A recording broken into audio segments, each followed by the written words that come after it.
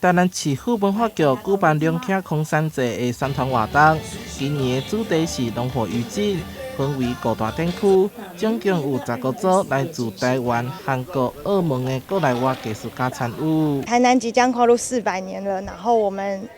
发现说很多过去的历史呢，都像是余烬的小火，那即将迈入这个新的阶段，然后又加上台南的龙旗的龙跟火，所以我们的策展名称叫龙火余烬。策展人表示，甲以往相比，今年更强化活动总值，佮搭配着声音、文字等元素，让民众亲切感受声光甲自然所带来的视觉效果。同时以红色灯笼来呼应策展主题。明年就是龙年，也是台南400。那所以说龙旗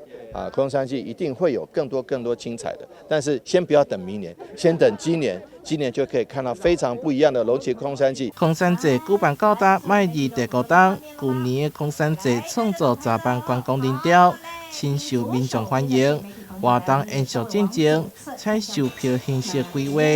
展期为12月24号开始，展出到明年的2月18号。23号将举办开幕活动，邀请到霹雳布袋戏来表演，大家千万唔通错过。